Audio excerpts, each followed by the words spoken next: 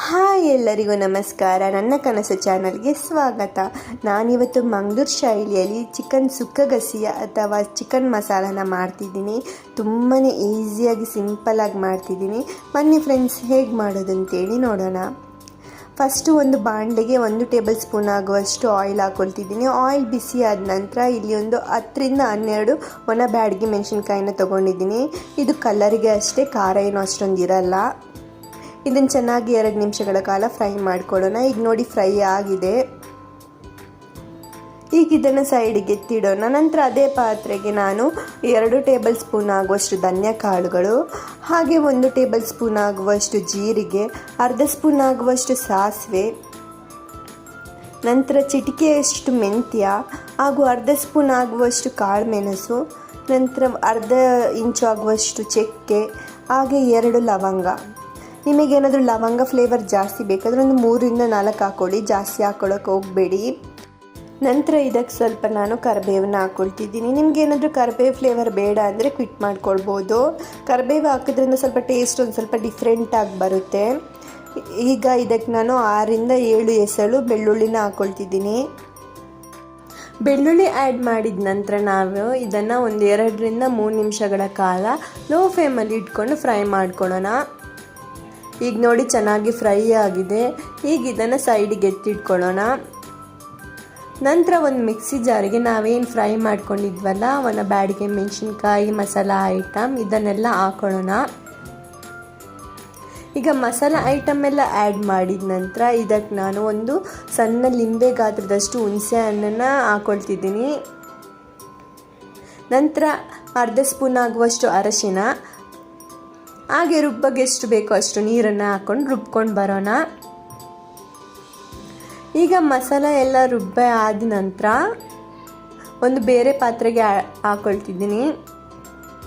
ಈಗ ನಾವೇನು ಮಸಾಲೆ ರುಬ್ಬಿದ್ದು ನೋಡಿ ಅದೇ ಜಾರಿಗೆ ಈ ಕಪ್ಪಲ್ಲಿ 3/4 ಕಪ್ ಆಗುವಷ್ಟು ತೆಂಗಿನ ತುರಿನ ತೊಗೊಂಡಿದ್ದೀನಿ. ಇದನ್ನು ಹಾಕ್ಕೊಂಡು ಒಂದು 2 ರೌಂಡ್ ಗ್ರೈಂಡ್ ಮಾಡ್ಕೊಳ್ತಿದ್ದೀನಿ. ಜಾಸ್ತಿ ಗ್ರೈಂಡ್ ಮಾಡ್ಕೊಳ್ಬೇಡಿ, ಯಾಕಂದರೆ ಜಾಸ್ತಿ ತೆಂಗಿನ ತುರಿನಾಗಾದರೆ ಚೆನ್ನಾಗಿರಲ್ಲ.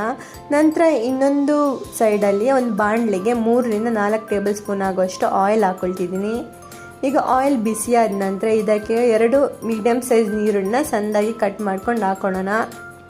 ಹಾಗೆ ಸ್ವಲ್ಪ ಕರಿಬೇವನ್ನು ಹಾಕ್ಕೊಳ್ತಿದ್ದೀನಿ.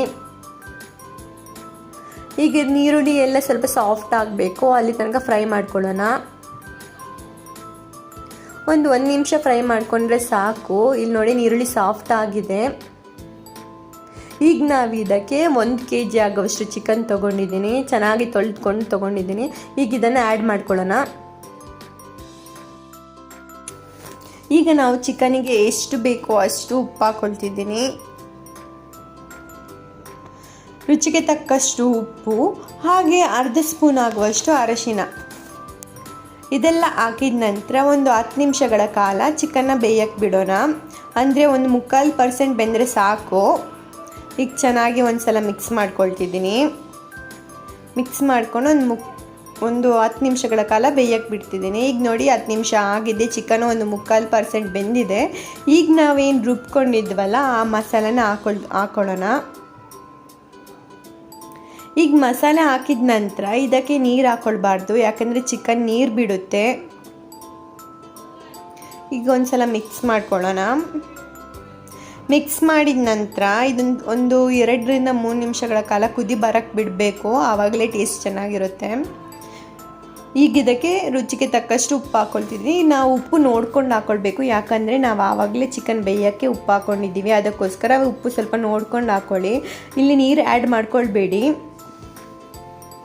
ಈಗ ನೋಡಿ ಮಸಾಲೆನೂ ಚೆನ್ನಾಗಿ ಫ್ರೈ ಆಗಿದೆ. ಈಗ ಕುದಿನೂ ಬರ್ತಿದೆ, ಮಸಾಲೆ ಕಲರು ಚೇಂಜ್ ಆಗಿದೆ. ಈಗ ನಾವು ಇದಕ್ಕೆ ಆವಾಗಲೇ 2 ರೌಂಡ್ ಗ್ರೈಂಡ್ ಮಾಡಿರುವ ತೆಂಗಿನ ತುರಿನ ಆ್ಯಡ್ ಮಾಡ್ಕೊಳ್ಳೋಣ. ಈಗ ತೆಂಗಿನ ತುರಿನ ಆ್ಯಡ್ ಮಾಡಿದ ನಂತರ ಒಮ್ಮೆ ಚೆನ್ನಾಗಿ ಮಿಕ್ಸ್ ಮಾಡ್ಕೊಳ್ಬೇಕು.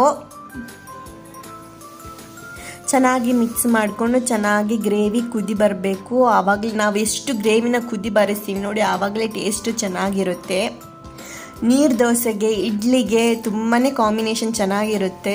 ನಾನಿವತ್ತು ರೈಸಿಗೆ ಮಾಡಿದ್ರಿಂದ ಸ್ವಲ್ಪ ಗ್ರೇವಿ ಥರನೇ ಮಾಡಿದ್ದೀನಿ. ನೀವೇನಾದರೂ ಡ್ರೈ ಸುಕ್ಕ ಮಾಡಬೇಕಂದ್ರೆ ನೀವು ಮಸಾಲೆ ರುಬ್ಬುವಾಗ ನೀರು ಹಾಕ್ಕೊಳ್ಬಾರ್ದು, ಡ್ರೈ ಆಗಿ ಪೌಡರ್ ಮಾಡ್ಕೊಳ್ಬೇಕು.